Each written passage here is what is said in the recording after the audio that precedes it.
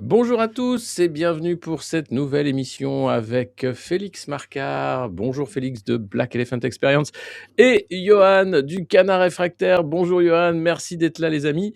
On va parler aujourd'hui avec Félix d'un personnage que nous aimons énormément ici. Il s'agit de Raphael Glucksmann. Vous l'avez reconnu, c'est la courgette qui parle et c'est assez rare d'avoir un homme politique qui a autant de talent.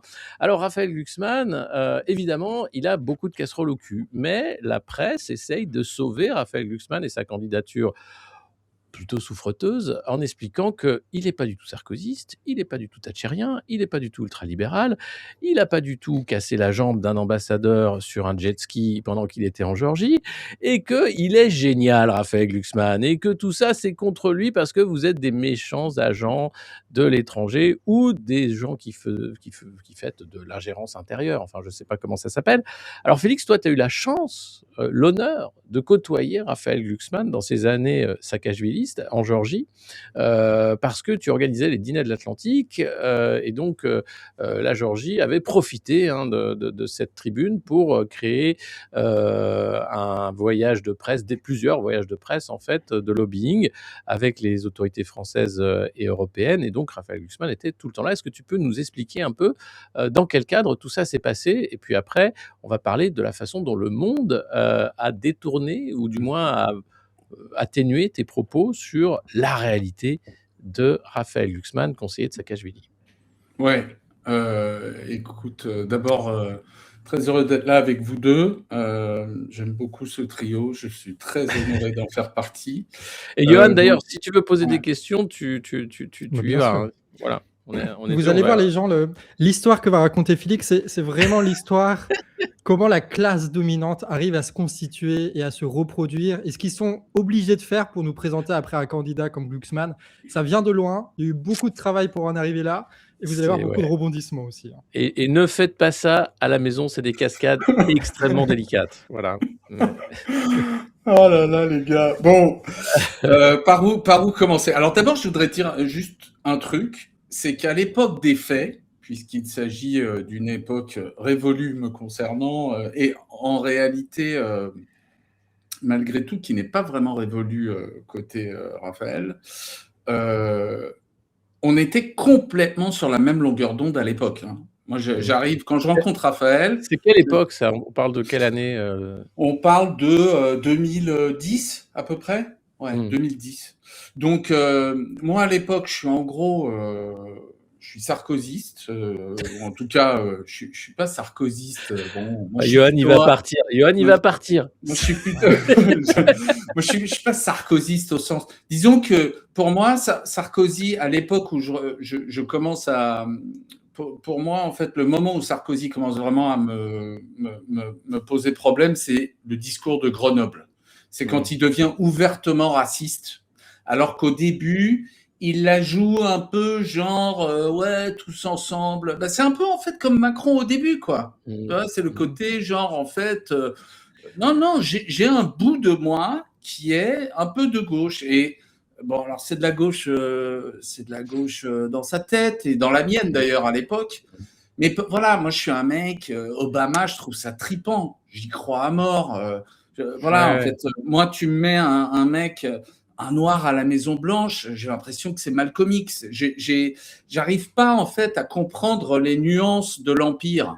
J'arrive pas. Ouais. Bon, bref, donc moi, en gros, je sors d'une carrière dans les médias aux États-Unis, dans un média américain, le New York Times et sa filiale, qui est en réalité parisienne, qui s'appelle l'International Herald Tribune. Et en gros, je suis un peu à la rue, il faut que je trouve un truc. Ça fait des années que j'essaye de monter une sorte de club qui serait une sorte de pendant plus international au dîner du siècle, au dîner de la revue des Deux Mondes, à tous ces pince-fesses que l'élite parisienne organise pour se serrer la pince et voilà, rouler des coudes et se faire plaisir et se faire mousser. Et dire, en fait, c'est un truc d'appartenance, hein, c'est un truc qui existe dans le monde entier. On se met ensemble et on se dit, ouais, nous, on fait partie du même club. Bon, Paris, c'est c'est un des endroits où l'Occident a inventé cet art. Il faut bien comprendre. Hein. C'est un vieil art et les Français sont les Parisiens sont les masterchefs sont parmi les masterchefs du truc.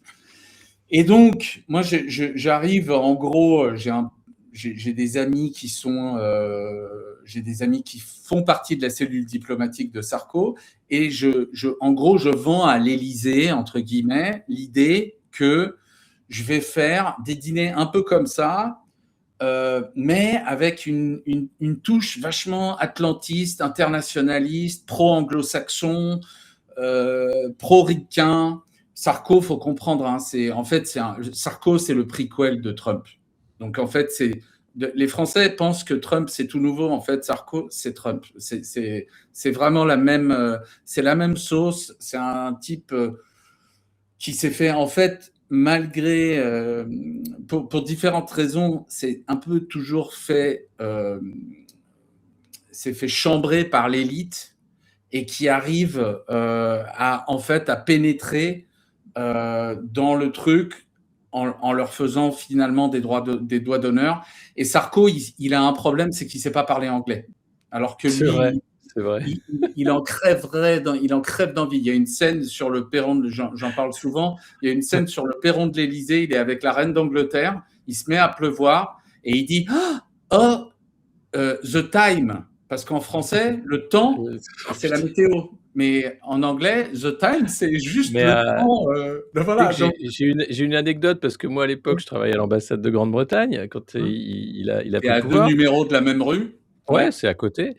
Et donc, il y avait une conférence d'Hortefeux qui avait été nouvellement propulsée ministre de l'Immigration, je crois. C'était un titre ignoble du ministère. Et il y avait toute la mairie de Neuilly qui était là, et qui est chargée de com de la mairie de Neuilly, qui était montée très vite en grade, et qui était, mais pareil, pas un mot d'anglais, qui n'avait jamais organisé une conférence de presse. Et moi, j'étais tout jeune, et c'était moi qui leur expliquais comment on faisait, quoi. J'avais demandé, vous avez des bouteilles d'eau? Ah, les bouteilles d'eau, ah, les machins. Et ils étaient mais vraiment des amateurs. Mais quand on dit que la Macronie, c'est des amateurs, quand Sarko déboule à l'Élysée, c'est que de la mairie de Neuilly à tous les étages, et ils savent pas ce qu'ils font, ils savent pas où ils sont, quoi. C'est impressionnant. Ça, en fait, c'est un peu les coulisses du pouvoir. C'est quand même l'amateurisme règne en maître. Ouais, et puis c'est un côté où... Pardon, Johan, vas-y. Ouais, Félix, quand tu parles, toi, de ces dîners que tu organisais là, est-ce que tu peux nous dire un peu précisément à quoi ça ressemblait?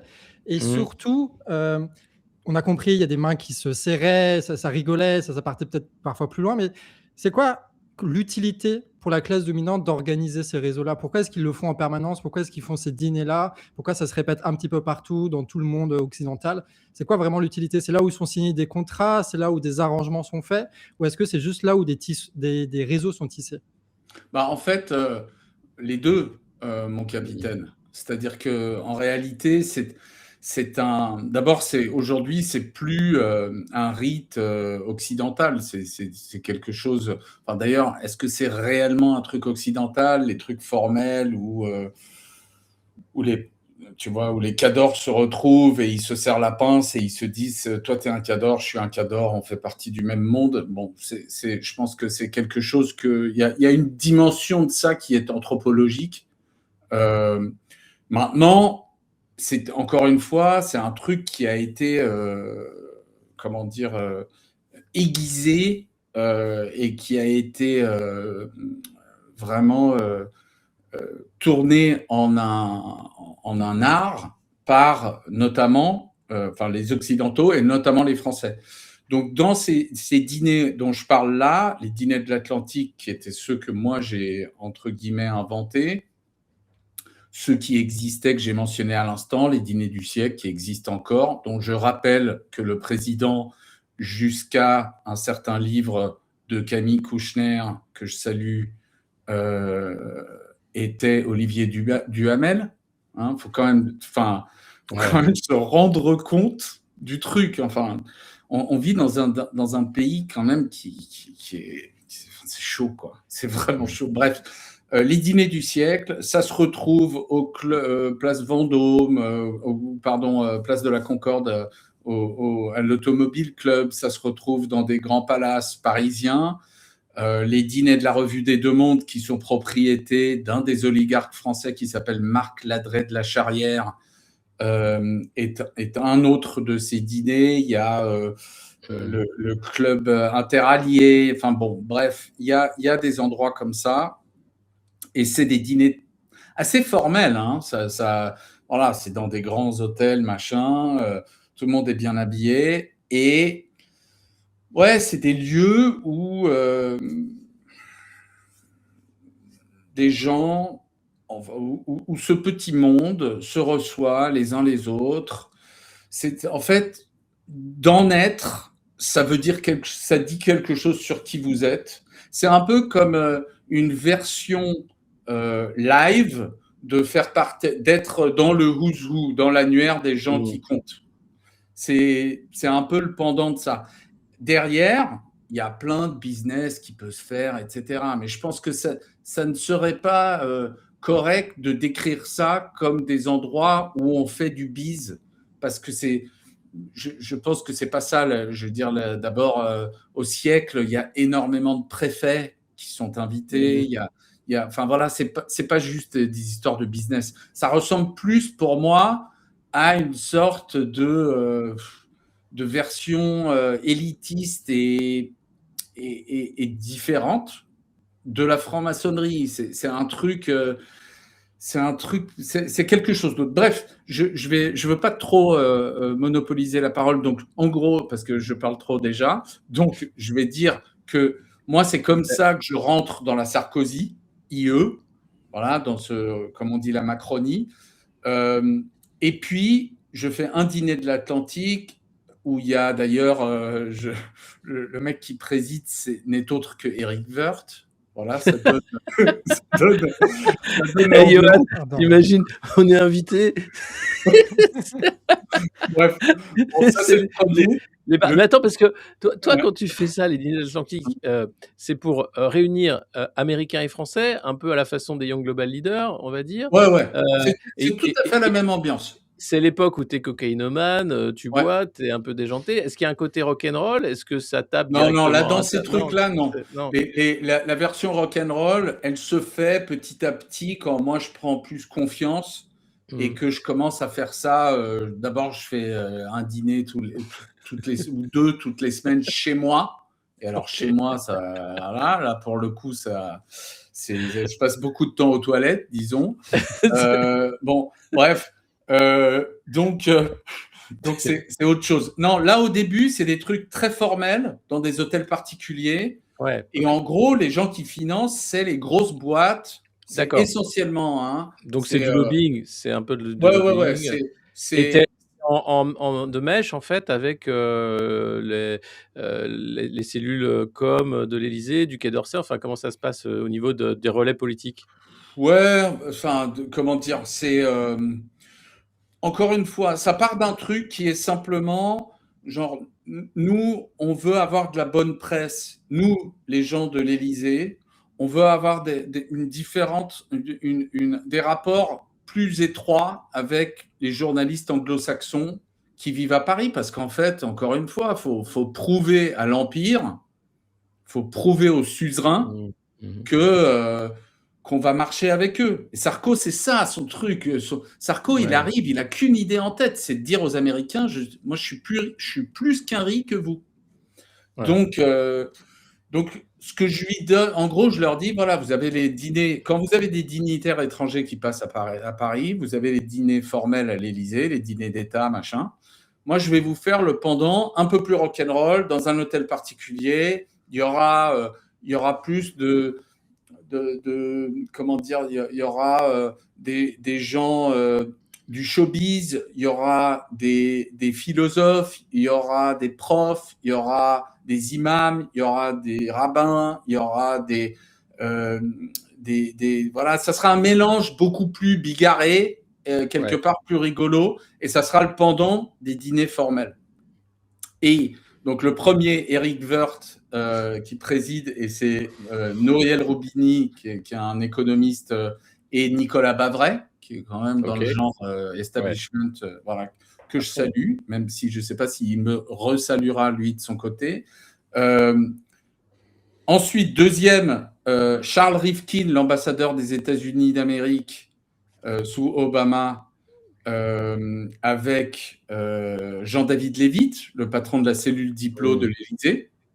Voilà, donc tu vois l'ambiance. Et puis troisième, c'est Saakashvili lui-même. En fait, moi, je suis approché par l'ambassadeur de Géorgie en France, celui que bientôt Raphaël Glucksmann dont il va péter la jambe.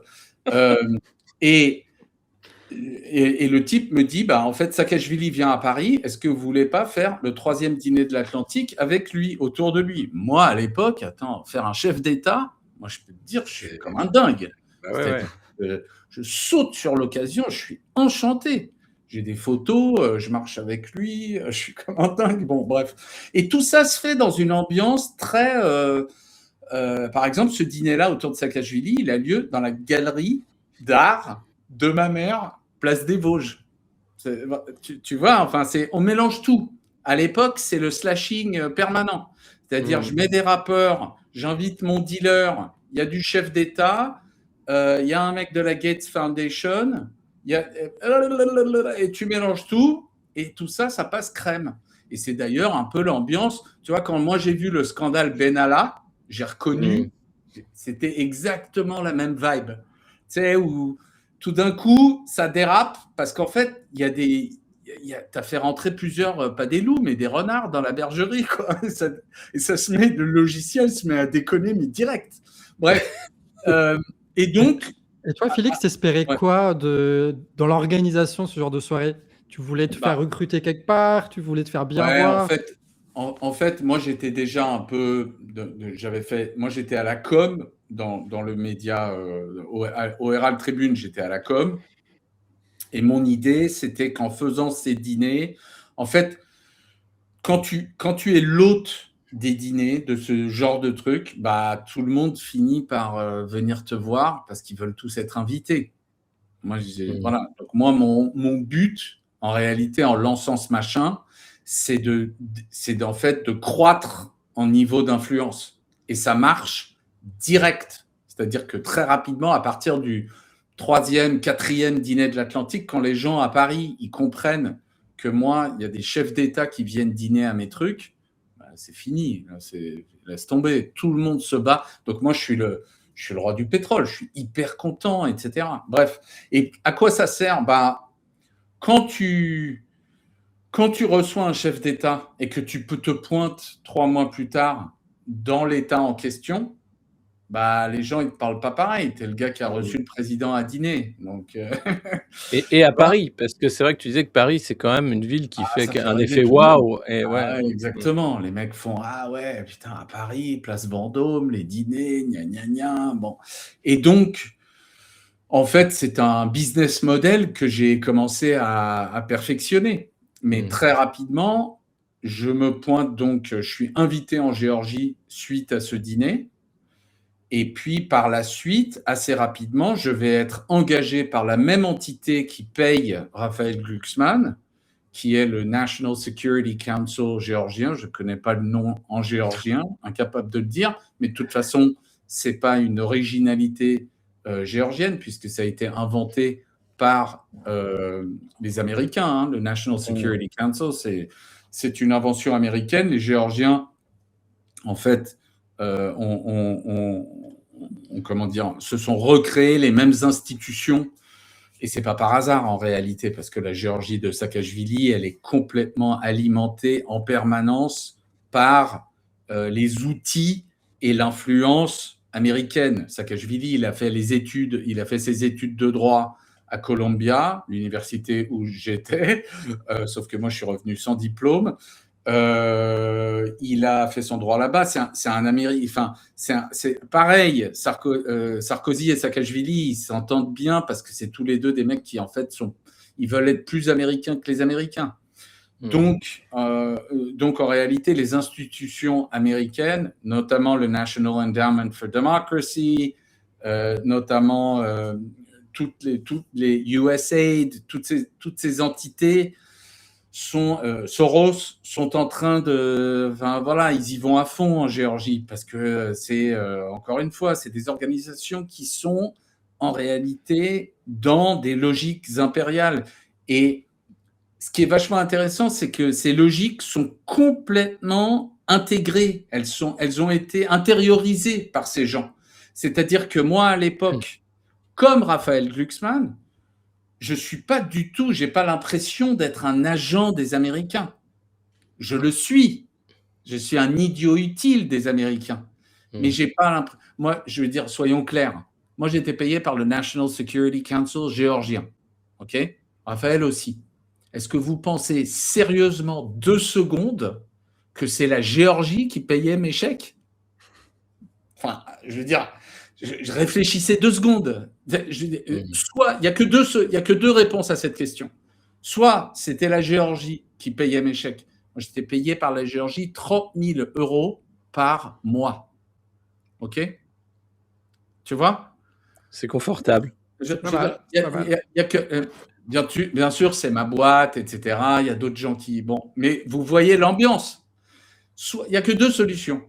Soit c'était la Géorgie qui payait. Et franchement, c'est dégueulasse.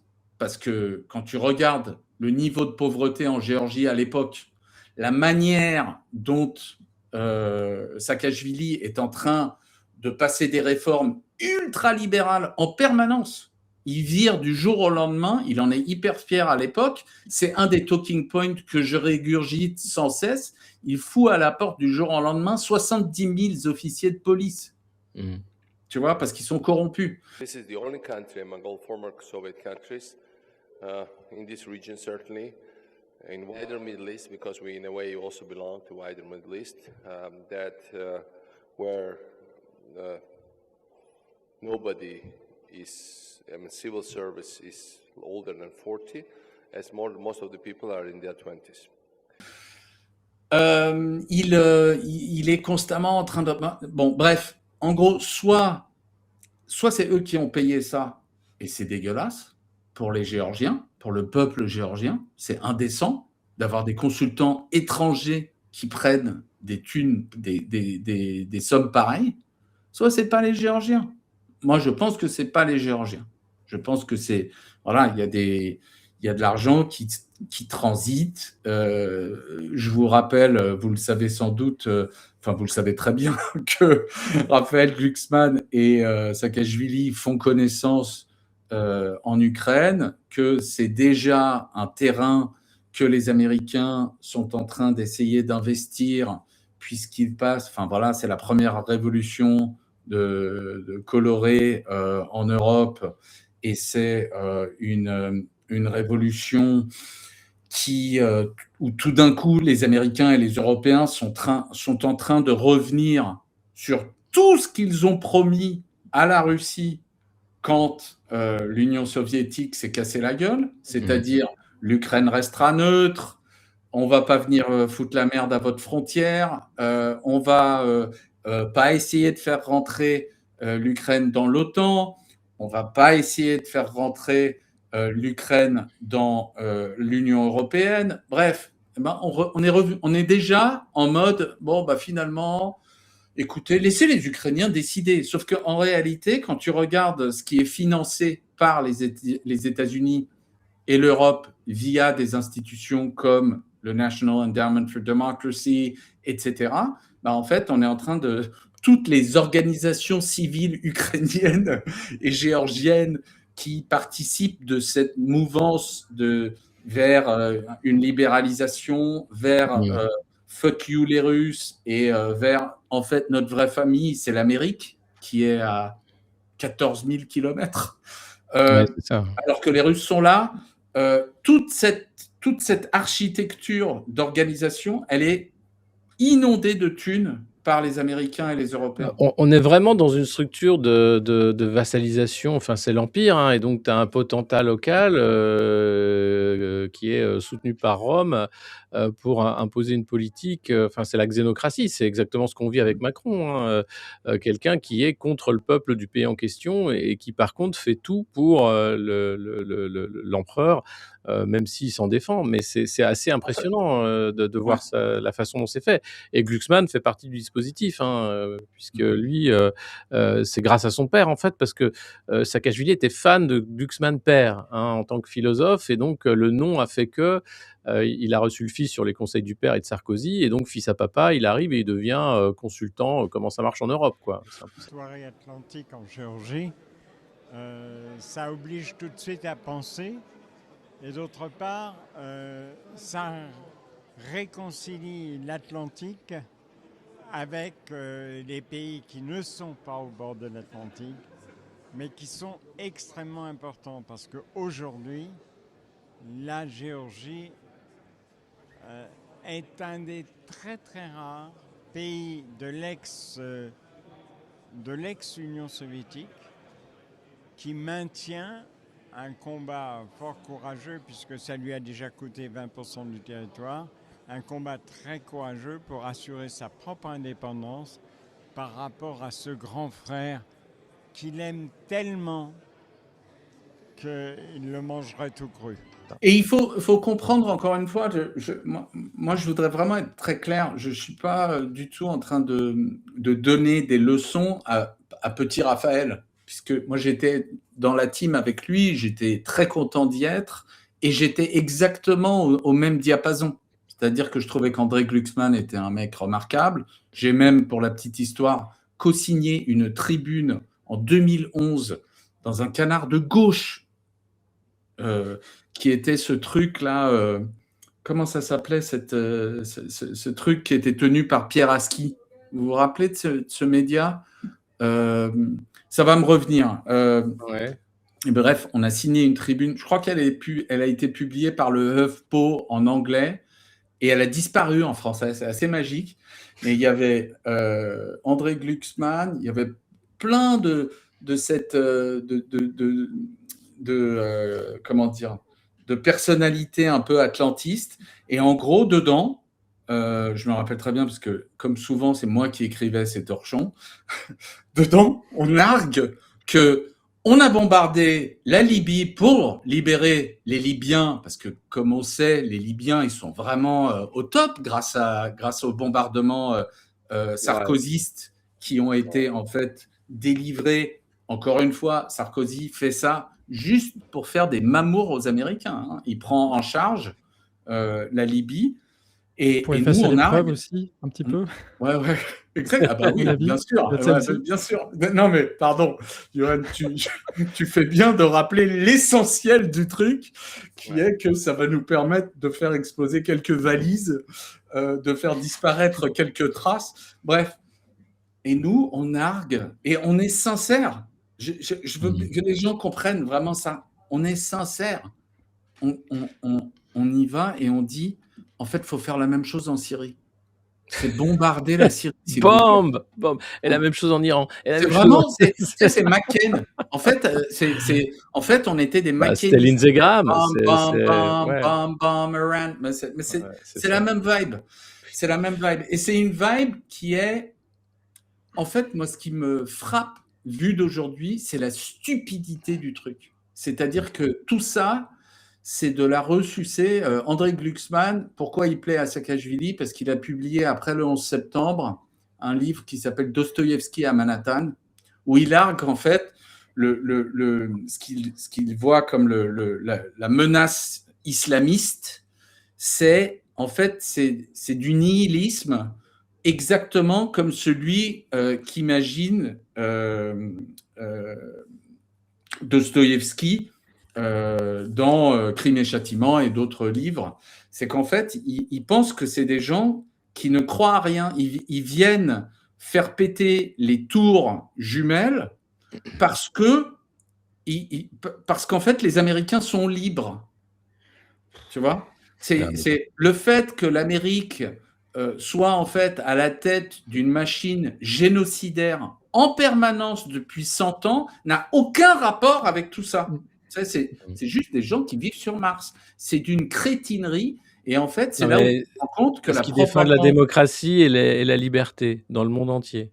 Ça, c'est important. Mais en fait, c'est là où c'est là où tu vois la puissance de la propagande. C'est-à-dire que les les premiers propagandisés, c'est pas... souvent, les élites disent que ceux qui sont victimes de propagande, c'est les gens qui n'ont pas été à l'école, qui réfléchissent pas, les gens un peu simples. Mais non, les gens qui sont le plus propagandisés de tous, c'est les élites, c'est les gens les plus éduqués, parce qu'ils ont complètement intégré tout le bullshit qu'on leur vend à longueur de journée. Et Et moi, puis ce que je reproche... c'est Pardon. le travail aussi de Père Glucksmann et de types qui peuvent être comme Zemmour aujourd'hui ou Consponville ou trucs comme ça, c'est de produire une idéologie qui rend légitime aussi le fait que ce soit cette classe dominante qui ait ce pouvoir-là et qui mène cette politique-là. Ça, Mm. c'est précisément pour ça qu'ils ont ce rôle-là, qu'ils sont payés pour ça, Ouais. qu'ils vendent leurs bouquins, qu'ils sont mis en avant. Et tu as tout Ouais, ce mais travail c'est- idéologique qui est fait par le Père Glucksmann à ce moment-là. Ouais. Mais En fait, c'est cette magnifique invention des philosophes de droite, hein, Glucksmann et BHL, qui ont été implantés là pour tuer la figure du philosophe juif de gauche, marxiste. Et donc, il fallait absolument ces agents agitateurs. Ben là, on est dans l'ingérence étrangère et intérieure. Et c'est comme ça qu'on a renversé la vapeur petit à petit. Mais c'est vraiment une opération, ces nouveaux Ouais. philosophes. Hein. Mais ce qui est L'opération des nouveaux. hallucinant, enfin, moi je pense que je reviens toujours là-dessus. Moi, ce qui me fait le plus halluciner dans tout ça, c'est à quel point on y croit. Oui. Moi, j'y crois, Raphaël y croit. Et moi, ce qui me frappe, c'est là où je vois que Raphaël Glucksmann n'est pas un homme fait au sens où on l'entendait, c'est-à-dire quelqu'un de construit.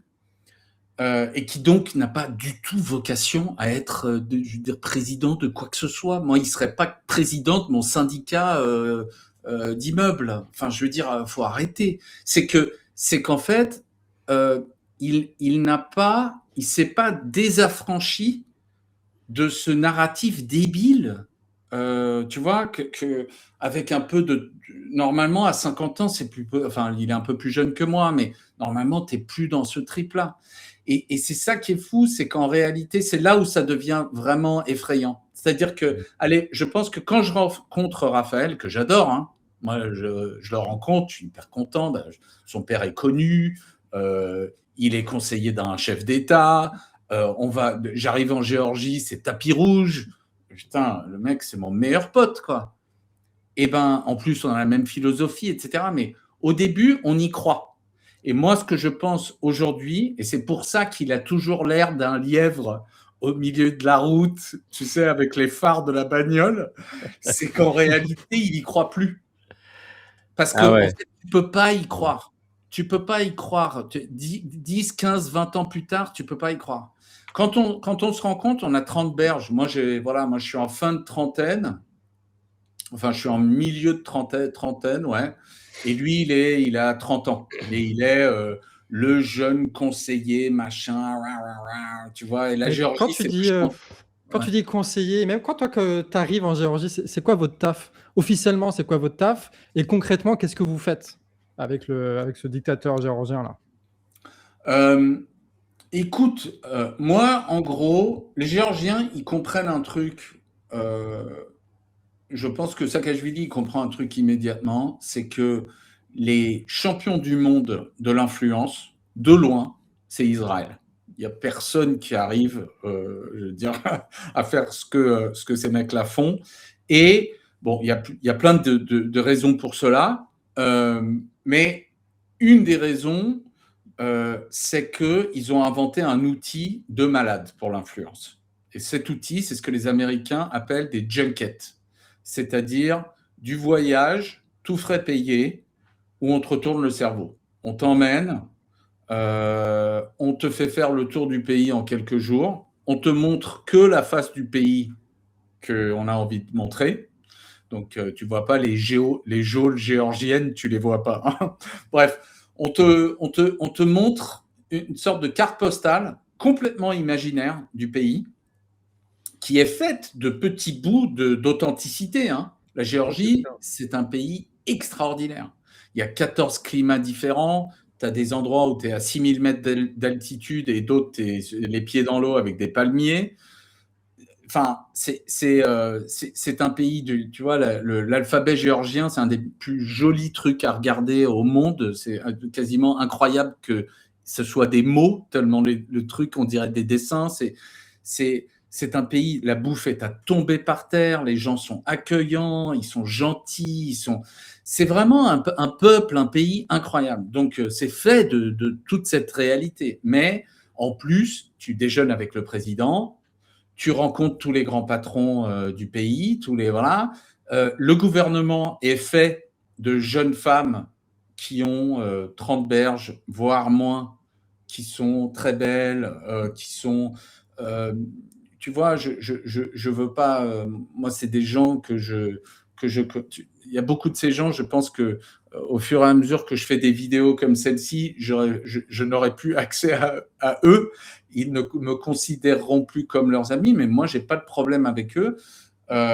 J'ai été encore en contact avec certaines de ces ministres de ce gouvernement récemment, même si je dois dire, j'ai été assez pétrifié de voir l'une d'elles mettre sur les réseaux sociaux à la mort de Lindsey Graham une photo d'elle avec Lindsey Graham, John McCain et Joe Lieberman, qui étaient, on les appelait les Three Amigos, qui étaient en gros les trois néocons les plus givrés en fait aux States, et elle au milieu des trois, tu vois, genre bon. Mais en fait, ces junkets, c'est des machines à convertir les gens en ambassadeurs à vie pour la Géorgie. Et au passage, il peut y avoir un petit compromat où tu rentres dans ta chambre un soir et puis, ah, tiens, il y a quelqu'un dans ton lit. Bon, bref, je vous passe les détails. Et moi, ça marche du tonnerre. C'est-à-dire que moi, mon premier voyage en Géorgie, je m'en rappellerai toute ma vie. On a passé 2 semaines à se mettre des mines tous les soirs.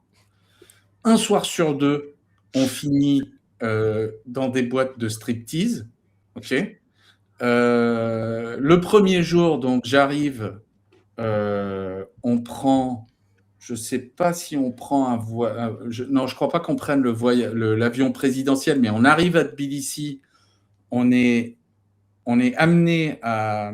Si je crois qu'on le prend, mais sans le président cette fois-là.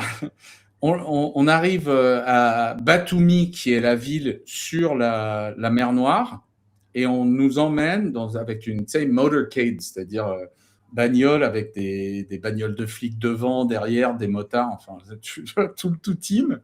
Moi, j'ai les yeux comme ça. Hein. C'est la première fois que je suis dans un truc pareil. Moi, j'hallucine total. Et encore une fois, pour moi, c'est le kiff intégral. Quelque part, je comprends complètement le Raphaël Glucksmann de l'époque qui est au taquet. Encore une fois, moi, c'est ce Raphaël Glucksmann-là, quelque part, moi, j'avais la même réaction que lui. J'étais genre juste... Moi, ce qui me dérange, c'est le Raphaël Glucksmann d'aujourd'hui qui fait semblant qu'il n'y a pas de problème avec cette époque-là.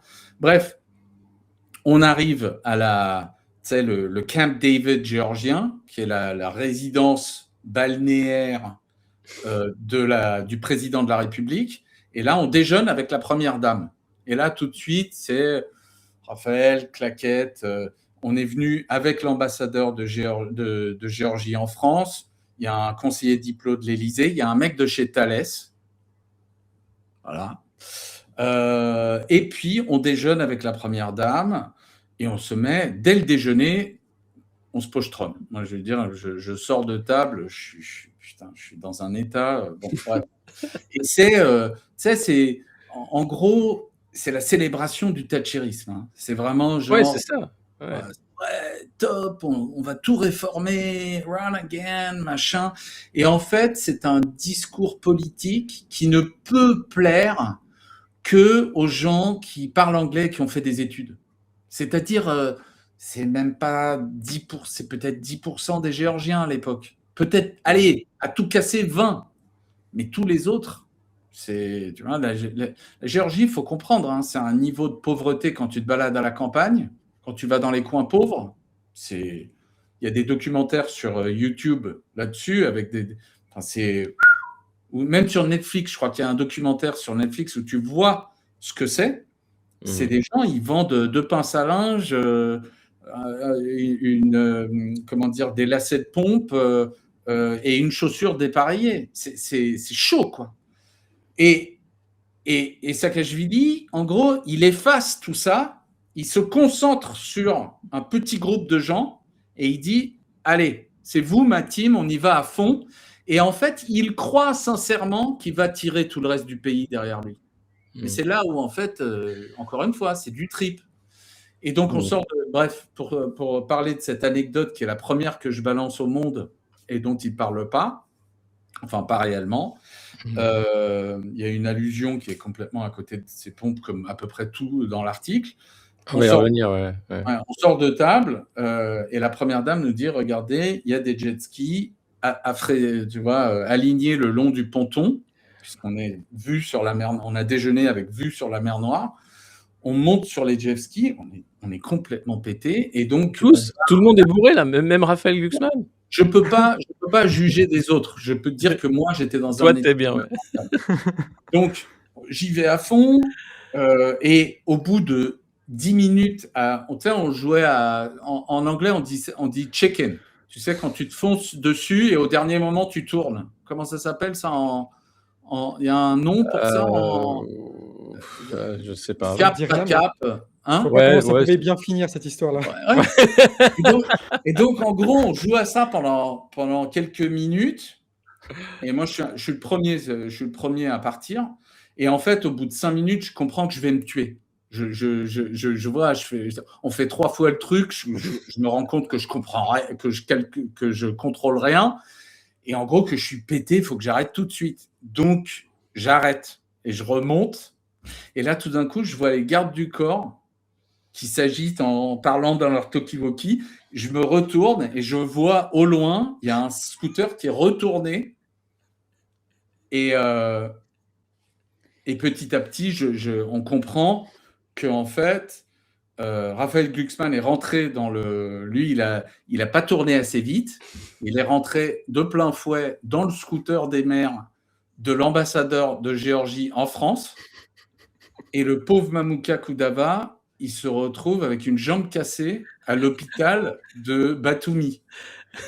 Et là, on est donc 1 heure plus tard, on est un peu...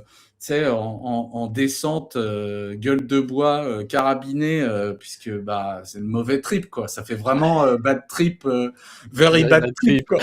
C'est ça. Et on est à la fois, comme on est pété, tu vois, on est à la fois mort de rire et atterré, quoi. Et puis, il y a Raphaël qui est là, putain, le pauvre Raphaël. Moi, à l'époque, on est là, franchement, je lui dis, mais frère, ça aurait pu arriver à n'importe lequel d'entre nous. Je veux dire, c'est la réalité. Sauf que ça lui est arrivé à lui. Il y a Mamouka qui est dans la salle, qui est dans sa chambre d'hôpital. Et là, il y a le gouverneur d'Adjari, qui est la région, qui passe, qui nous regarde comme les gogoles qu'on est, tu vois. Genre, franchement, bon, il rentre. T'imagines, tu vois, l'ambiance. C'est-à-dire que Saakashvili, il est en permanence en train de s'afficher vis-à-vis du peuple géorgien. Qui galère, qui machin. Ouais, et là, il y a 4 invités du Big Boss qui se sont torchés la gueule et qui ont fait du jet ski et qui ont pété la jambe en plus du mec qui représente la Géorgie en France. Ah bon. Le mec qui nous regarde et avec un air navré et en sortant, je ne sais pas s'il plaisantait ou pas, il nous a dit, il nous regarde dans les yeux et il fait... J'ai interdit le scooter des mers pour toute l'Algérie désormais. Et il trace. Et en fait, je me dis, mais cette histoire, je vais la foutre dans mes mémoires, quoi. Enfin, bref, moi, je suis tout content à l'époque. On est tous, tu vois, on passe vite à autre chose. Et ensuite, c'est 2 semaines de trip. La gueule à l'envers, non-stop. Mais alors, ce qui est marrant, c'est que tu nous as envoyé à Johan et moi une vidéo où tu fais l'interview avec le journaliste du Monde, où tu racontes cette anecdote telle quelle. Et puis, il y a l'article qui est publié par Le Monde, où là, le journaliste décide d'évacuer le fait que l'ambassadeur de Géorgie en France a eu la jambe cassée par Raphaël Glucksmann. Il explique que le jet ski de Raphaël a percuté le jet ski de l'ambassadeur. Et ça ne va pas Tamponné. C'est sympa, c'est le tamponnage. Ouais. Oui, écoute, encore une fois, c'est un truc de jeunesse. Moi, je veux pas faire genre. Je veux dire, honnêtement, ça aurait pu être moi. Mais je trouve, en fait, je suis un peu sidéré par cet exercice constant d'essayer de prétendre que le passé n'existe pas, que en fait, moi c'est presque, je trouve ça plus pathétique, c'est en fait c'est le besoin de nos médias de complaisance de faire comme si on n'avait pas de passé, on n'a jamais été, voilà, et puis c'est à la fois quand il était jeune, il était sarkozyste, mais en réalité il l'était pas. Donc en fait, il a été conseiller pendant plusieurs années d'un mec qui a fait des réformes qui étaient même pas thatchériennes, elles étaient je veux dire, honnêtement, c'est plus les Chicago Boys qui se pointent chez Pinochet que. Enfin, l'ambiance, c'est vraiment de la réforme de chez Hardcore, quoi. Ouais. Et en fait, il y a une sorte de tour de passe-passe où, en gros, on prétend que Raphaël Glucksmann a pas. Ça, non, en fait, il faisait ses classes en tant que conseiller, mais il n'était pas dans la vibe. Mais c'est pas vrai. Ça, c'est Ouais, en pas vrai. fait, il refuse de politiser le passé de Glucksmann.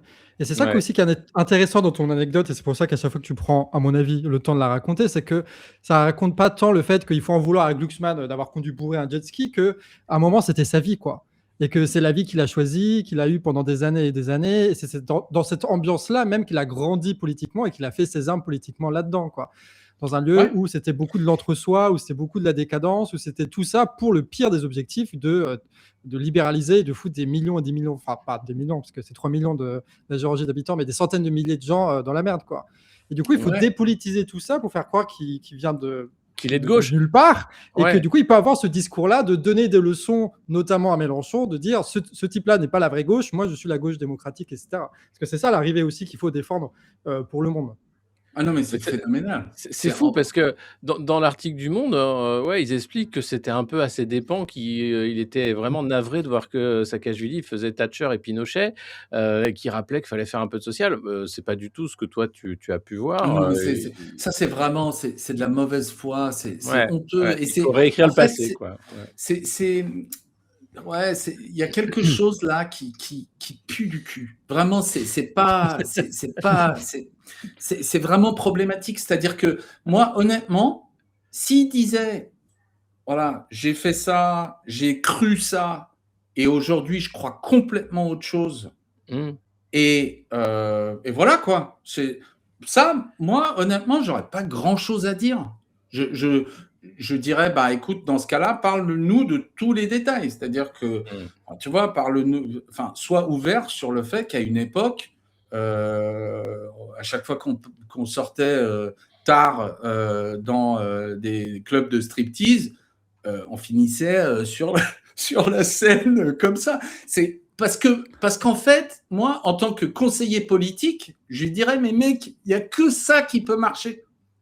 Ton truc là, de genre, non, oulala, de quoi vous parlez, ça marchera jamais. Parce qu'il y aura toujours un connard comme Marcard qui viendra te mettre le nez dans la merde.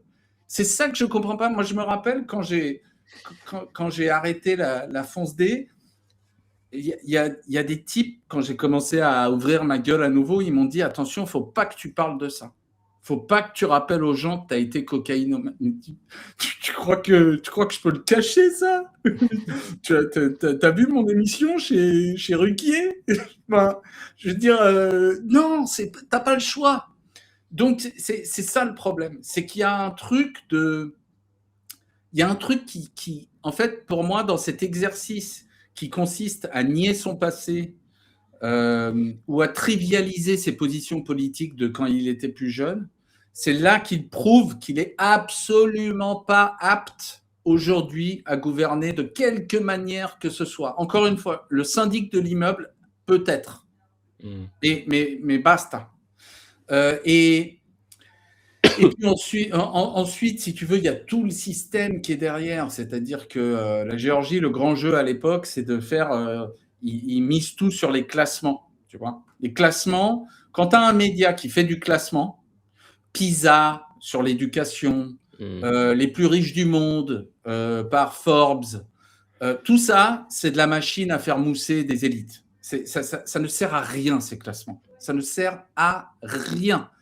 tous les gens qui font un peu d'études dans la pédagogie, par exemple, savent que le classement PISA, c'est une machine en gros, à rewarder les écoles qui reproduisent la propagande de l'Empire américain. C'est tout. C'est un outil de mesure qui lui-même est complètement colonisé par l'Empire. Et tous les classements sont comme ça. Tous les classements de la Banque mondiale, c'est est-ce que vous faites assez patte blanche pour nous? Donc, c'est des machines, en fait, à faire en sorte que les élites du pays concerné se comportent comme des colonisateurs avec leur propre peuple. C'est ça, ouais. Tu vois? Et c'est là où ça c'est pour moi, ça devient, c'est catastrophique parce que c'est, en gros, la rupture, c'est changer le game. Ça, c'est des gens qui, en fait, en gros, veulent rentrer dans le game de l'Empire et devenir des bons élèves.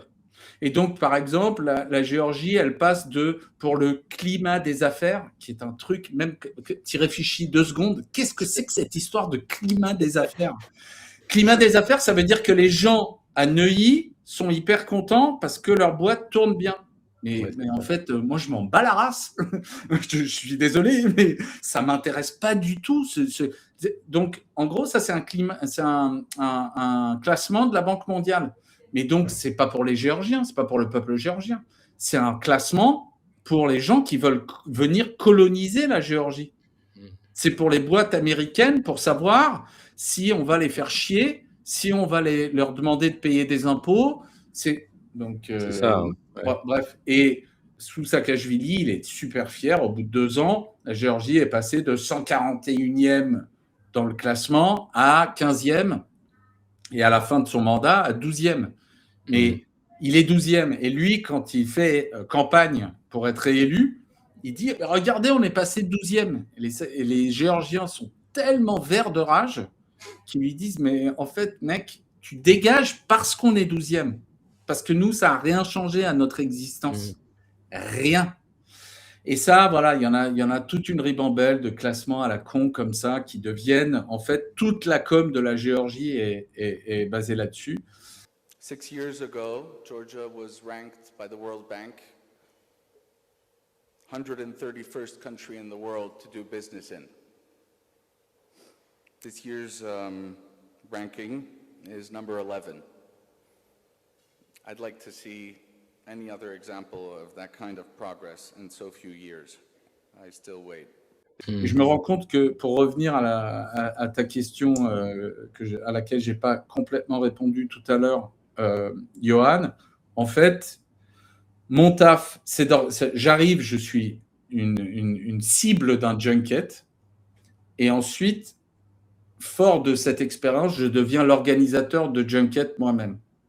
Donc, mon taf pour la Géorgie, je suis grassement payé pour en fait ramener des gens qui vont prolonger la propagande occidentale sur la Géorgie, qui vont dire aux gens que la Géorgie, c'est super, ils sont comme nous. Regardez, par exemple, la Géorgie, c'est le seul pays au monde qui met des drapeaux européens partout, sur tous les bâtiments publics, avant d'être dans l'Europe. Ouais. Je veux dire, bon. Et voilà, c'est mon business et c'est ce que je fais. Et c'est, voilà, on est payé par la même entité avec Raphaël. Raphaël, en plus, pour donner une idée de l'ambiance, moi, je me rappelle que de temps en temps, ça grinçait. Déjà à l'époque, je l'entendais. Ça grinçait des dents sévères parce que quand il était attaché à Saakashvili, ils passaient tout leur temps ensemble. C'était vraiment the conseiller spécial.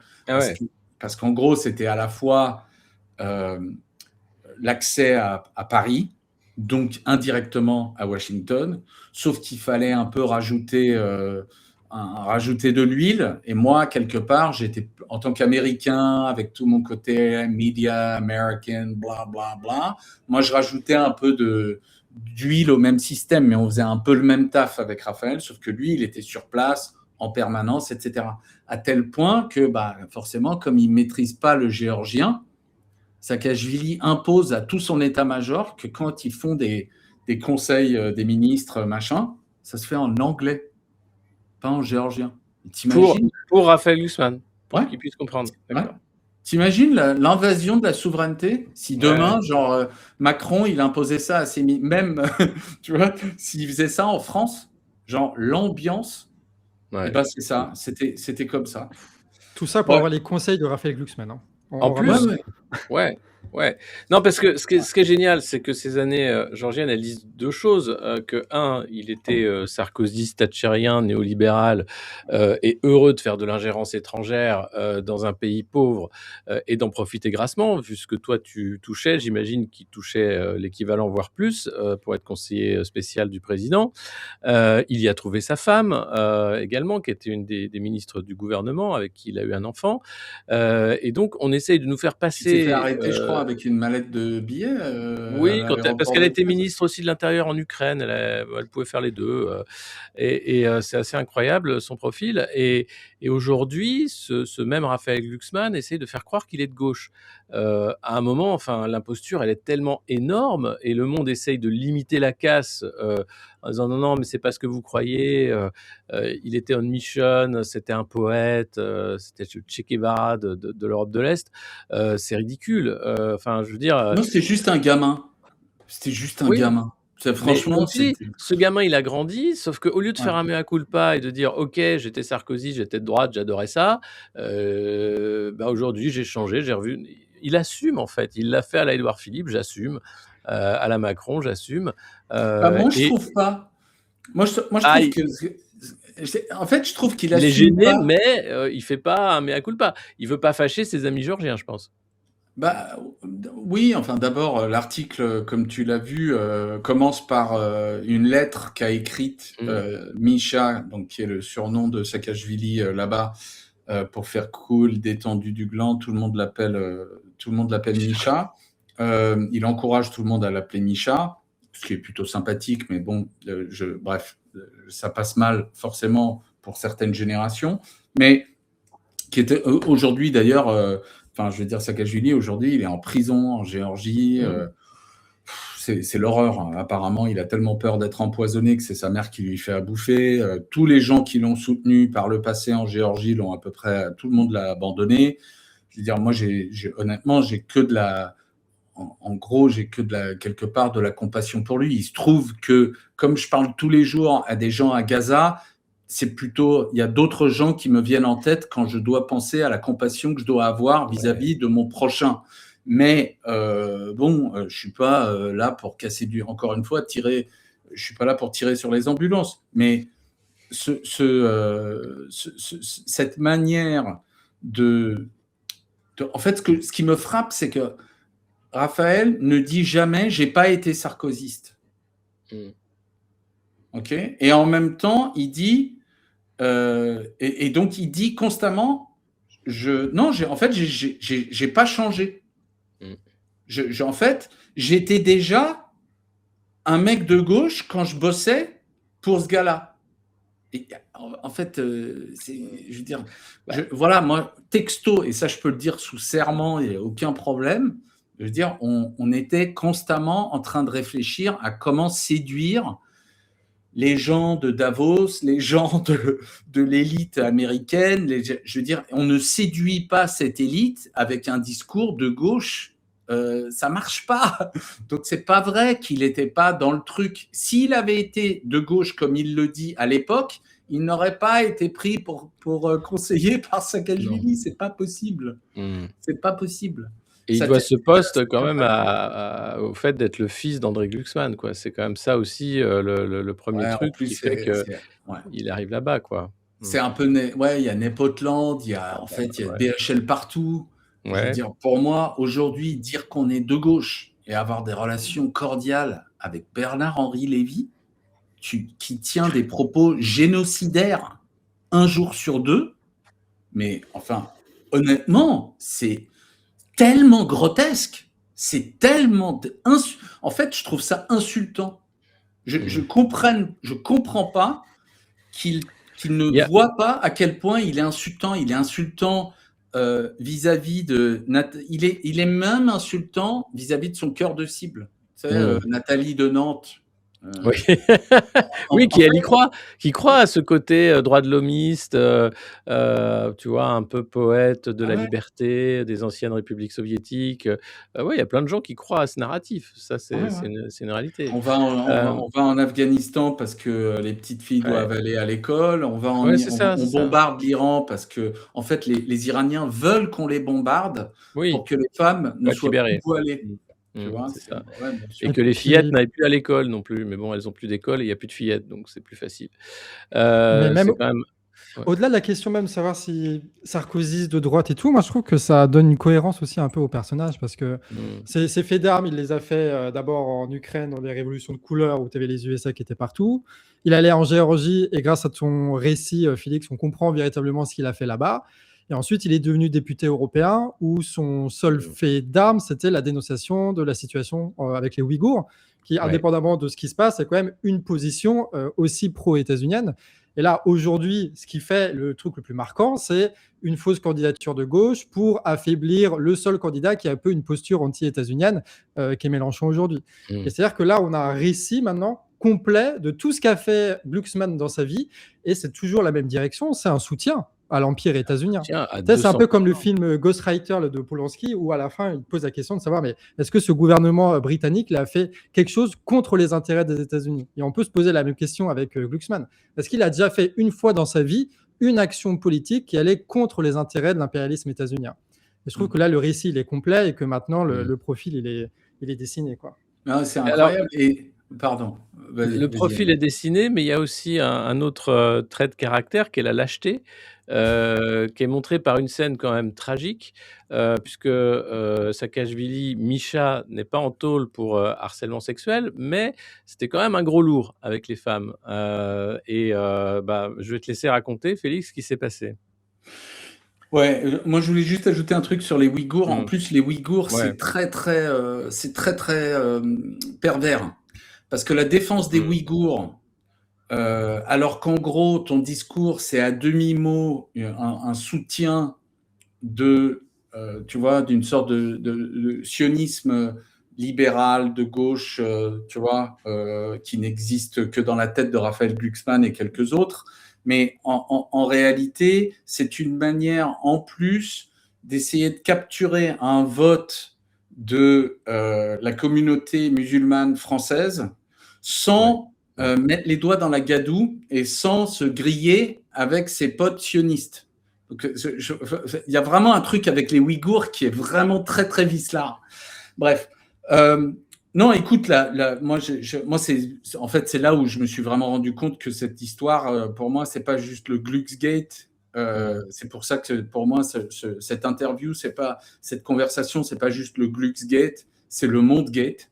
C'est que, en fait, un de ces junkets vient avec moi en Géorgie une jeune femme avec laquelle j'ai une relation amoureuse et que j'ai rencontrée à Davos pour la petite histoire. Enfin bref, tu vois, on est entre bon.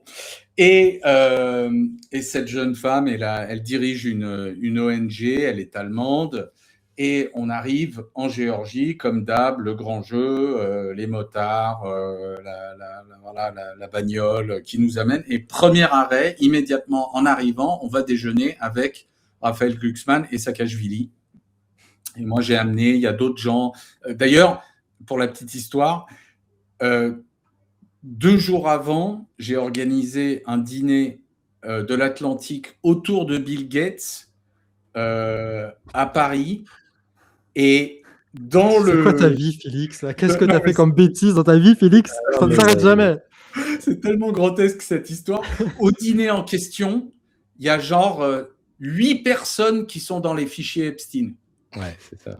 Enfin, tu C'est peux pas incroyable. l'inventer. Dont Il y Bill a Gates. dont Bill Gates, dont la princesse de Norvège, enfin bon, bref, je vous épargne les détails, mais c'est juste lunaire, quoi. On arrive, je me rappellerai toujours à ce dîner, Bill Gates, il dit Human rights, schmuman rights, qui dit les droits de l'homme, c'est franchement arrêté, quoi, c'est de la branlette. Je veux dire, texto. Donc, on arrive, et je pense que quelques jours plus tard, il part avec Jeffrey Epstein faire un tour en Afrique. Voilà, bon, bref. Je sais même pas s'il n'était pas à ce putain de dîner Epstein, puisque bon, il y avait beaucoup de gens, mais j'imagine que il serait apparu sur la liste, sur la guest list. Quoi qu'il en soit, on arrive en Géorgie, on va déjeuner, on arrive au resto, et donc cette femme avec laquelle je suis, elle est assise à côté du président. Et juste après le déjeuner, immédiatement après, elle commence à recevoir des textos du président. Et moi, je fais, mais attends, mais elle me le dit tout de suite parce que les textos sont lourdingues. Genre, ouais, ça m'intéresse vachement ce que tu fais. Je voudrais organiser un colloque. Tu vois, enfin bref, c'est juste complètement à côté de la plaque. C'est pas à lui si ça l'intéressait vraiment pour des raisons professionnelles. C'est juste pas à lui d'envoyer des textes. Enfin bon, bref, c'est complètement à côté de la plaque. Et moi, j'appelle mon assistante à Paris. J'ai dit, mais c'est toi qui as filé le numéro? Elle me dit, ouais, la secrétaire du président m'a demandé le numéro de trucs. Donc, je lui ai donné. Je lui ai dit, ouais, je comprends, forcément. Enfin, bon, bref, qu'est-ce que tu veux dire? Donc, et les textos, ça y va. Et 1 heure après le déjeuner, ou 2 heures, on nous annonce, on devait partir à Batumi à nouveau, qui est vraiment le coin sympa pendant l'été en Géorgie. On nous annonce que finalement, vous n'allez pas prendre le vol régulier pour Batumi. C'est Misha qui va vous embarquer dans son avion pour Batumi. Bon, moi, je me dis, c'est marrant, ces textos, ce changement de programme. Misha a décidé de faire le guide touristique. Il va vous faire le tour de Batumi. Bon, ok. Moi, encore une fois, je suis à la fois genre un peu sur le cul et en même temps, je fais, c'est cool, quoi. On va prendre l'avion avec le président, machin. Bon, bref. On y va. Et là, il nous fait, en effet, on fait le tour de la ville, on finit, je me rappellerai toujours, parce que je regarde mon pote américain que j'ai fait venir, qui est African-American, stand-upper, machin, qui hallucine total. On se retrouve sur une piste de danse à Batumi avec le président en train de danser sur Method Man et Redman. Bon. Et là, je vois les gardes, et tu vois que les gardes, ils ont grave l'habitude. Tu sais, ils sont là, genre, putain, il est chaud le patron ce soir, mais c'est tout, quoi. Bref, les textos ont continué pendant l'après-midi. On arrive à l'hôtel, on est tous à l'hôtel, y compris le président, puisqu'il est venu avec nous à Batumi. Ma compagne, enfin, c'est pas vraiment ma compagne, mais donc cette femme, on prend l'ascenseur avec Saakashvili et le garde du corps. Et moi, je suis le premier à descendre de l'ascenseur. Ensuite, derrière, il y a elle il y a son étage. Et ensuite, lui, il est dans la suite présidentielle, j'imagine, au dernier étage. Et elle me raconte quand je la rejoins dans sa chambre, puisqu'on fait genre, tu vois, moi je vais dans ma chambre, elle va dans sa chambre, on n'est pas arrivé en couple. Et quand je la rejoins dans sa chambre, elle me dit, putain, quand on s'est arrêté à mon étage, le garde du corps, il a essayé de s'interposer quand j'ai voulu sortir de l'ascenseur. Putain. Bref, je l'ai poussé, il ne m'a pas retenu, mais j'ai dû, en gros, pousser, parce que clairement, Saakashvili espérait que je reste dans l'ascenseur avec lui et que j'aille avec lui à sa suite. Et on se rend compte que c'était vraiment le projet, puisqu'à 2 heures du mat, on s'aperçoit qu'il lui envoie des textos de la suite présidentielle. Bon.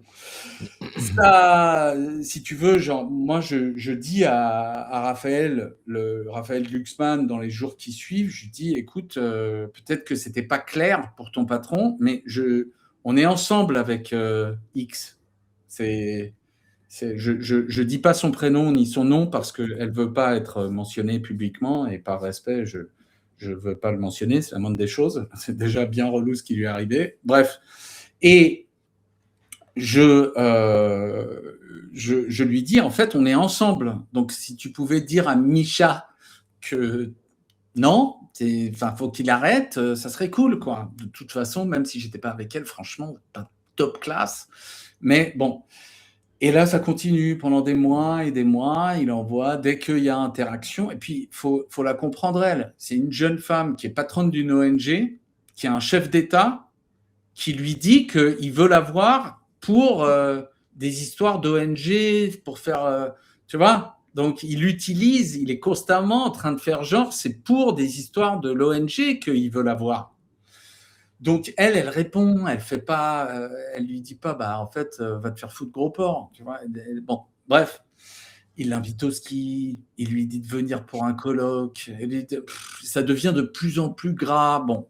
Et puis, moi, je fais un autre dîner de l'Atlantique, mais cette fois, pas à Paris, dans le palais présidentiel de Saakashvili, à Tbilissi. Et elle revient.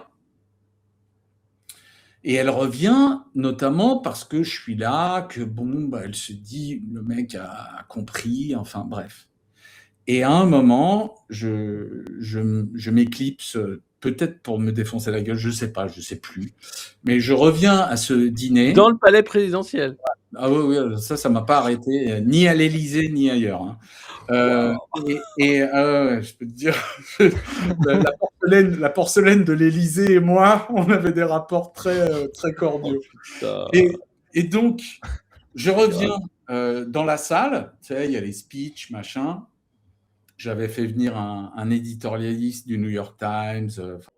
To realize that the Atlantic world is less and less of a territory, a cluster of economies, a group of governments, and more convincingly an idea.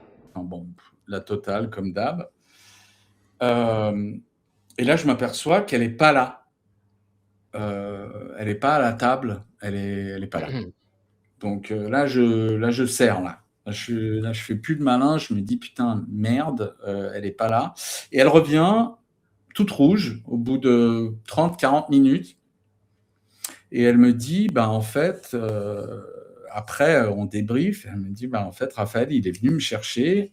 Il m'a dit que Misha voulait me voir dans son bureau, qu'il avait un cadeau pour moi. Et moi, je lui ai dit, bah, écoute, moi, je veux pas être seul avec lui. Et Raphaël lui dit, pas de problème, machin. Et là, il l'amène jusqu'au bureau. Et elle me dit, texto, hein, ça c'est ses mots, c'est pas mes mots. Elle me dit, he pushes me in and he closes the door. Donc, il me pousse il me fait rentrer et il ferme la porte derrière moi, sans rentrer lui-même. Ouais, il se barre. Et là, elle me dit, en gros, moi, je veux pas mentir, je prétends pas du tout qu'il l'ait agressé, parce qu'il l'a pas agressé. Il a été, genre, c'est de l'ordre du harcèlement. Mais en gros, il lui a offert une bouteille de tcha-tcha, il a sorti un cigare, il a parlé de Monica Lewinsky, il a fait des blagues lourdingues horribles. Et au bout d'un moment, dès qu'elle a pu, elle s'est barrée. Mais après avoir essayé très mal à l'aise, d'être respectueuse parce qu'il n'était pas en train de lui sauter dessus, quoi. Et moi, après, quelques heures plus tard, on est en train de faire une tournée dans la vieille ville de Tbilissi et je prends Raphaël à partie et je lui dis, écoute, mec, tu vas maintenant lui dire une fois pour toutes que d'aller se faire foutre à ton patron. Et là, je suis pris il y a deux réponses dont je me rappellerai toujours. C'est celle de Raphaël et celle du conseiller diplomatique de Sarkozy. Le premier me dit, écoute, t'es payé 30 000 € par mois, juste tu fermes ta gueule, tu fais pas chier. Et l'autre me dit, il a raison. Juste ta gueule, Félix. Et vous savez ce que j'ai fait, moi? Et c'est pour ça que je tiens à dire, j'ai pas le beau rôle dans cette affaire, parce que moi, qu'est-ce que j'ai fait? J'ai fermé ma gueule. Je suis parti, j'ai pris... Voilà, aujourd'hui, le mec, je lui dis, mais nique ta race, tes thunes, tu te les mets où je pense, et je pars, et je fais un scandale. À l'époque, je veux juste pas faire péter le truc, je fais exactement ce qu'on me dit, je prends ma copine et je lui dis, écoute, on rentre à l'hôtel et puis c'est tout, quoi. J'ai vraiment honte de ce moment. Mais voilà, et encore une fois, quand tu lis l'article, j'invite tout le monde on le mettra en lien. Bon, j'invite tout le monde à regarder à lire l'article parce que ce que je viens de vous raconter, je le raconte dans l'interview que j'ai donnée aux journalistes du Monde. Et franchement, si vous lisez l'article, vous vous rendez compte que en fait, il a saucissonné cette histoire. Il prend des bouts. Il y en a une toute petite partie qu'il raconte comme venant de moi. Tout le reste, ça manque. Ou alors, c'est mentionné comme venant d'ailleurs et complètement séparé. C'est-à-dire, par exemple, il mentionne cette femme en disant une patronne d'ONG raconte une anecdote qui lui est arrivée, qui était vraiment pas très cool. Et quand j'en parle à Raphaël Glucksmann, il me dit qu'il a aucun souvenir, etc. Bon. C'est ça. Ouais. Ils exfiltrent le truc en disant lui, il s'en rappelle pas. Et il explique que oui, Saakashvili n'avait pas une réputation d'être un violeur, même s'il pouvait être lourdingue. Ouais. Et ce qui est dingue dans le truc, c'est que quand je raconte ça aux journalistes, dans l'interview, il me dit ah, mais ça, vous savez, je peux pas l'utiliser. Ouais, voilà. Oui, et là, tu lui dis qu'il y a des sources, qu'il peut croiser les sources, faire son travail de journaliste. Tu lui donnes cette possibilité-là à ce moment-là. Il y a un livre aussi où elle parle de cet événement. Enfin, il y a un livre dans lequel elle est interviewée et pour lequel elle est interviewée où elle dit il m'est arrivé ça, c'est un chef d'État qui l'a fait et son DIRCAB. Elle le décrit comme ça. Et donc, je dis aux journalistes, bah, faites votre boulot, allez voir, ce livre existe. Je lui donne le titre du livre. Encore une fois, je ne veux pas mentionner le bouquin parce que je ne veux pas que l'identité de cette jeune femme soit divulguée. Mais bref, tu sens qu'il ne veut pas y aller, quoi. Et ce qui est dingue, c'est que moi, je l'ai senti venir. Moi, pour vous raconter la genèse de cette interview, quand le journaliste me contacte, je lui dis, en fait, moi, je viens d'écrire un livre dans lequel je raconte mes années géorgiennes, qui sont celles aussi de Raphaël. Et donc, j'ai pas envie d'être une source pour un papier hagiographique sur Raphaël Glucksmann, dont je ne partage plus les idées, etc. Et le mec me dit, ah, bah, c'est dommage, parce que, je vais faire de la pub pour votre livre. Je dis, mais mec, tu me prends pour un con ou quoi? Je suis dans les médias depuis 30 ans. Tu es en train de me dire que dans un article du Monde, tu vas faire la pub d'un bouquin, d'une des sources de l'article. Enfin, je lui dis, mais vous me prenez vraiment pour un débile.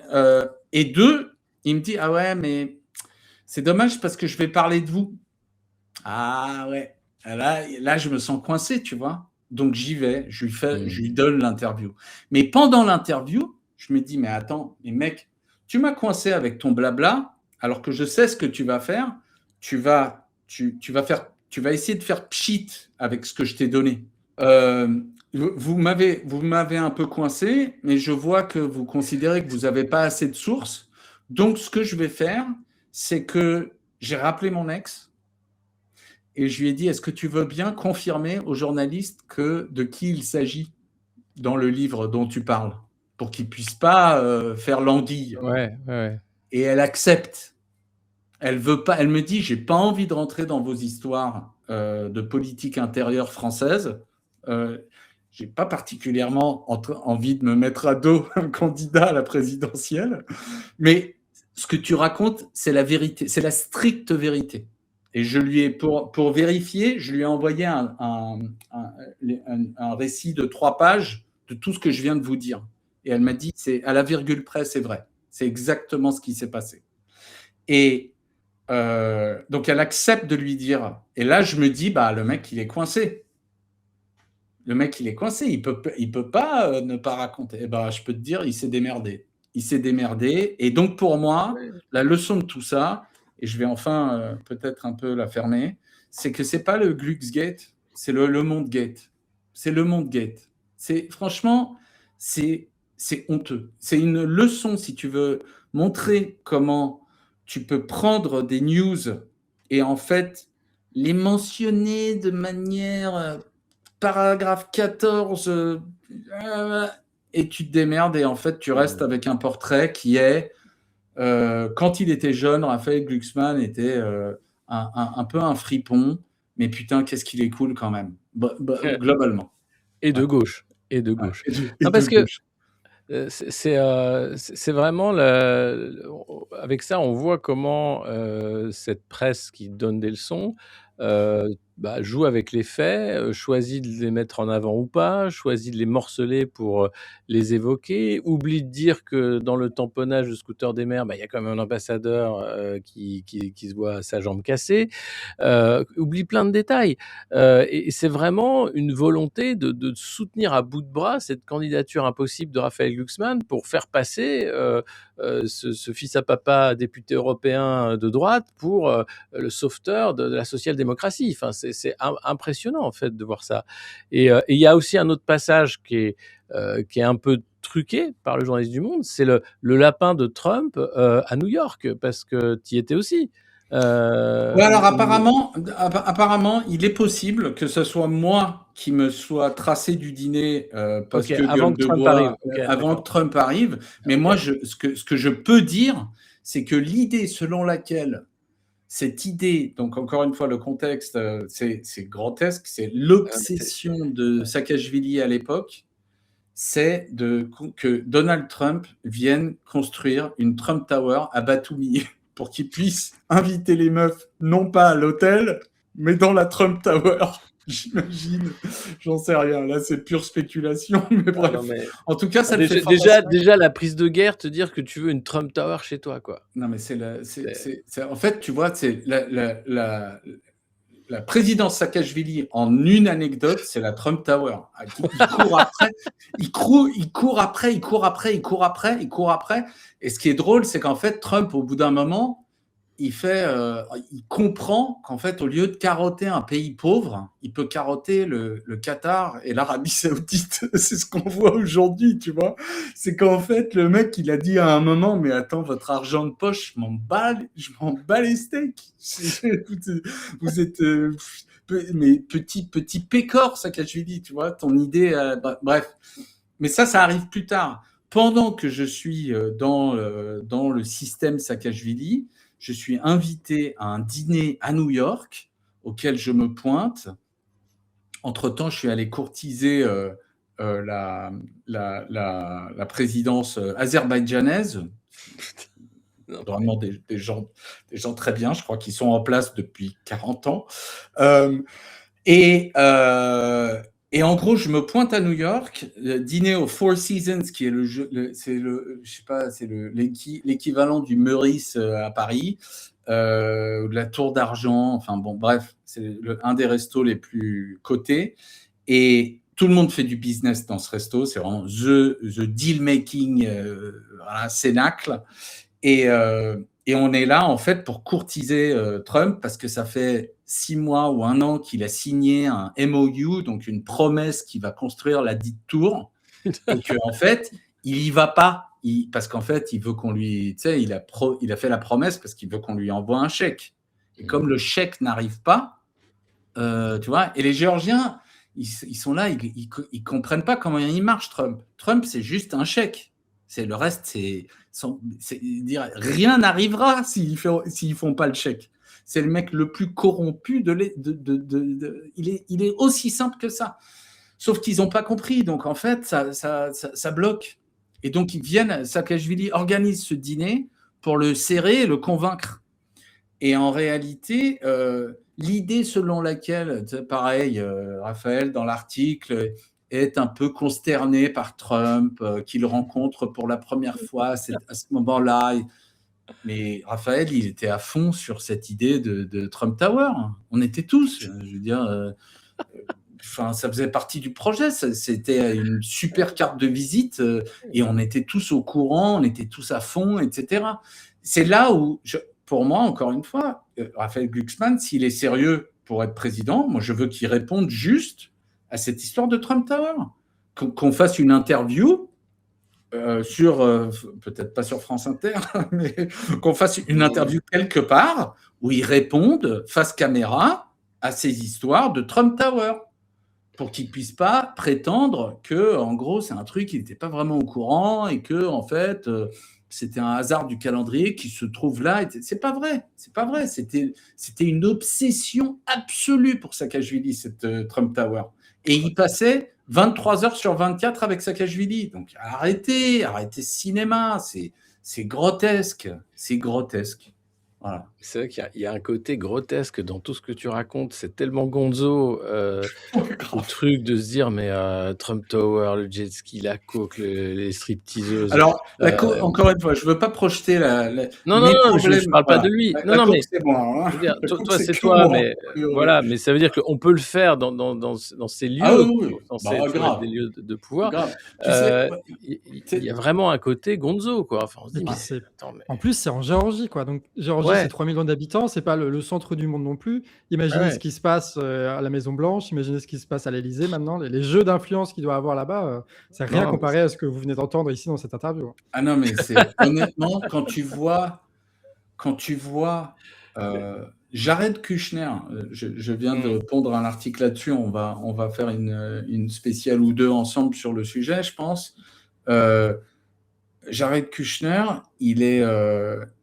il quitte la Maison Blanche et 6 mois plus tard, il reçoit 2 milliards de dollars des Saoudiens et des Qataris, alors que son dossier d'investissement, je connais un Américain qui a fait partie des cibles, il m'a dit, on aurait dit un truc fait par un mec qui avait fait peut-être 2 ans d'études d'éco, quoi. Enfin, c'était tellement grotesque, c'était tellement mal fichu que, en fait, tous les gens qui ont vu le dossier d'investissement se sont esclaffés. Et le PIF, qui est donc le Public Investment Fund, qui est le fonds souverain saoudien, ils ont un comité d'investissement. Le comité d'investissement regarde le dossier de Jared Kushner parce que monsieur veut tout d'un coup, alors qu'il ne l'a jamais fait, manager un fonds de plusieurs milliards de dollars d'immobilier. Et ils disent, en fait, ils regardent le dossier, ils disent, mais en fait, c'est quoi cette blague? Donc, les mecs disent, mais no way! Genre, ils disent dans leur réponse, il y a 15 raisons de ne pas y aller. Et c'est MBS lui-même qui passe derrière et qui dit, si, on le prend. Et on lui donne son milliard. Enfin, bon, bref. Donc, Trump, non, c'est next level. Mais moi, encore une fois, il y a un truc chez Trump qu'il faut dire pour moi, c'est que Trump, il a un côté c'est tellement obscène, c'est tellement direct, mais moi, je préfère un cancer qui me dit qu'il est un cancer. Et moi, ce que je trouve dramatique chez les démocrates aux États-Unis et chez des gens qui se présentent comme de gauche en France qui ne le sont pas, c'est que c'est des cancers qui prétendent être des rhumes bénins. Eh ben, je suis désolé, moi je préfère il y a un côté où, encore une fois, je préfère le diable qui s'affiche directement. Vaut mieux ni l'un ni l'autre. Ils se bagarrent. Non, mais attends, je ne suis pas du tout en train de dire que soyons super clairs, je ne suis pas en train de dire que c'est vachement mieux. Je dis que quelque part, contraint et forcé, si je devais choisir, je préfère le salopard qui me dit qu'il est un salopard. C'est comme avec Macron, il dit pas de gauche ni de droite, mais en fait, on comprend très bien que c'est un rapport de classe avec lui et qu'on est face à une classe dominante qui agit de façon non démocratique et compagnie. Et donc, ça simplifie les choses, même pour nous, parce que pour les expliquer, c'est mieux que nager dans le marasme et dans la confusion de gauche, mais pas trop de gauche, mais un peu de gauche, machin, que François Hollande. C'est une forme de clarté qui permet de mieux penser. Ouais. Et c'est marrant parce que quelque part, tu vois, le suprémacisme, ce que Macron et d'autres nous prétendent, c'est que eux, c'est des gens qui ne déshumanisent pas les pauvres, les Noirs, les Arabes, les musulmans, les Hispaniques, etc. Alors que vilain Trump, lui, il les déshumanise. Mais en réalité, quand tu grattes, quand tu regardes la manière dont il parle aux gens, quand tu regardes ce qu'ils se permettent, ce côté gonzo, tout ça, bah, tu te rends compte qu'en réalité, eux, ils sont constamment dans la déshumanisation qu'ils attribuent au Rassemblement national, à l'extrême droite, à Trump, etc. Cette déshumanisation, elle est très largement partagée par l'extrême centre. D'ailleurs, extrême centre qui finit sa course en macro-lepéniste, hein, puisque Marine Le Pen a gagné, hein. Elle peut utiliser le terme Renaissance, alors que Renaissance avait fait appel et dit: «Ah bah non, attendez, c'est nous Renaissance». Donc ils vont pouvoir fusionner et faire des bébés et vivre heureux jusqu'à la fin de la C'est parfait. démocratie. Ouais, C'est très bien. parfait. C'est parfait. Non, mais voilà, mais c'est impressionnant.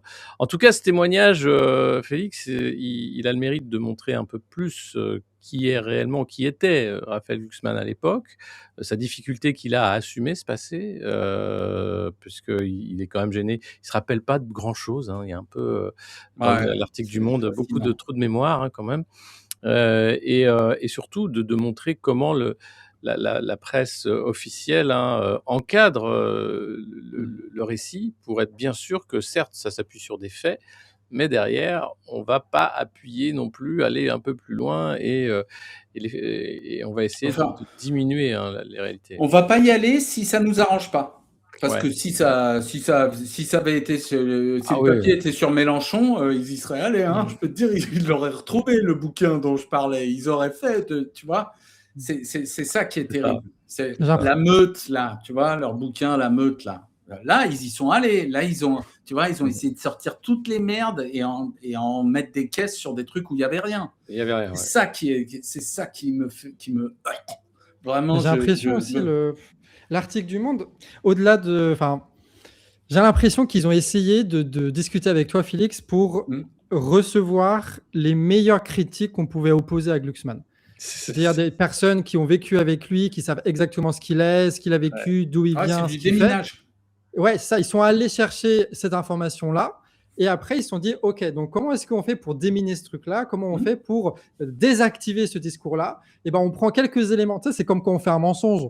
Vous prenez des bouts de vérité, puis après, vous essayez d'enjoliver ça un petit peu pour que ça passe. Là, c'est pareil. Ils prennent des bouts de vérité pour dire, ah mais non, mais on est au courant de cette histoire de cette fille, on est au courant de l'histoire du jet ski.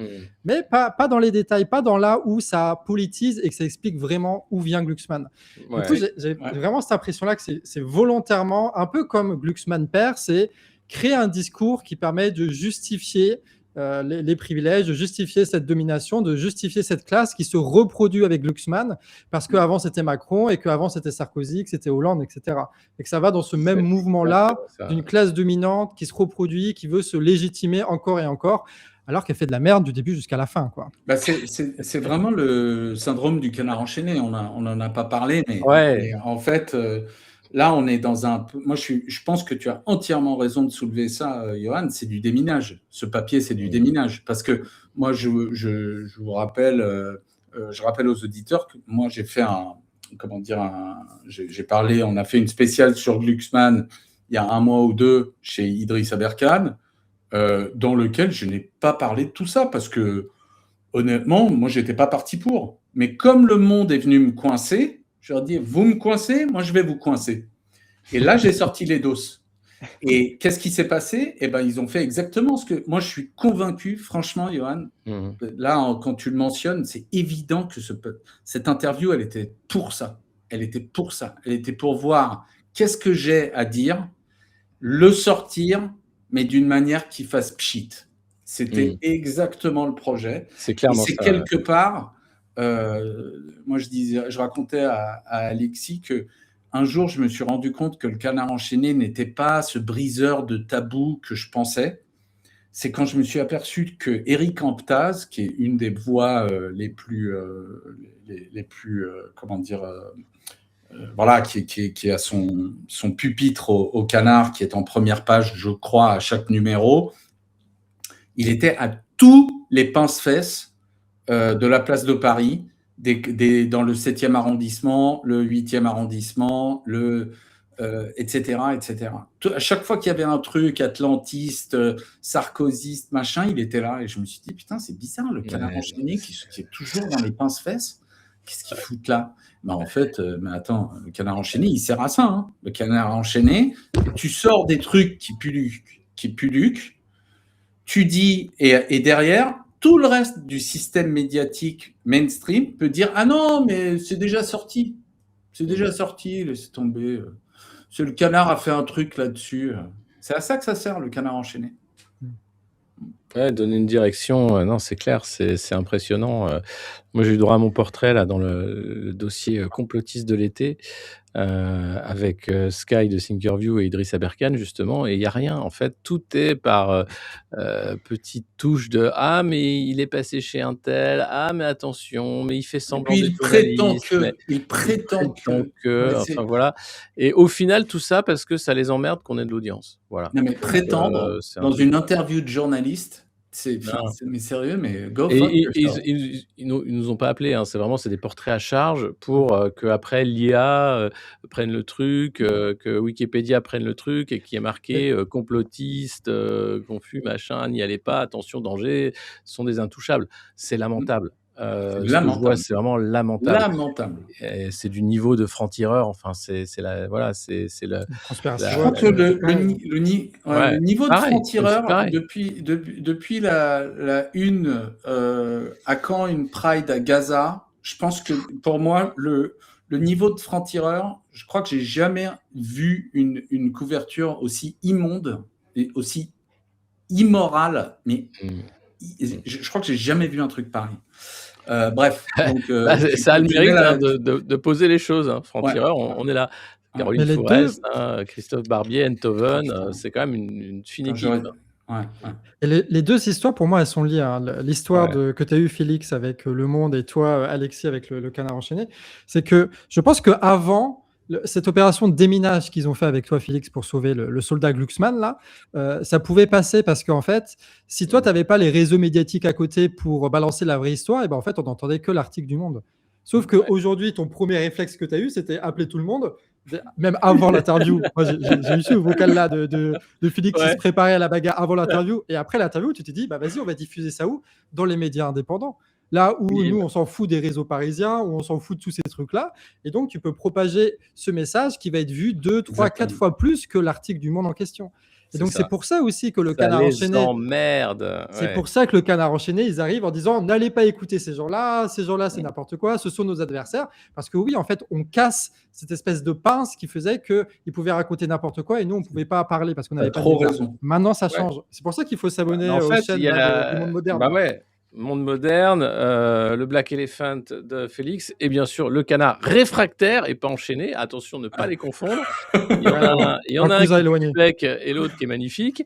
Donc allez-y, n'hésitez pas parce que c'est vrai que on est en train de faire quelque chose. Le problème, c'est que ces gens-là qui ont le monopole de la mauvaise info, de la manipulation de l'info, parce que on en est là, hein, malheureusement, ça devient de la propagande, ça devient de la malinformation, ça devient un peu du divertissement, tout ce qu'on veut, ne supportent pas qu'il y ait une concurrence de médias sérieux et indépendants qui vivent parce qu'ils ont de l'audience.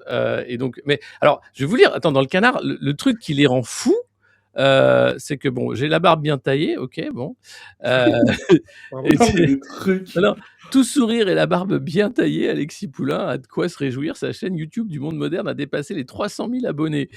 Donc ça les emmerde. Et puis alors, grâce à Patreon, un site participatif abondé par des mécènes et aux revenus publicitaires sur YouTube, il jouit d'une indépendance financière. Quel salopard! Non mais surtout de la voilà part, leur problème. Non mais de la part du avec canard enchaîné qui fait que des détournements, qui envoie des dizaines de milliers d'euros à des caricaturistes à la con, avec Aziza qui envoie des milliers d'euros à ce type-là. Aziza, voilà, qui fait des faux bruits de couloir.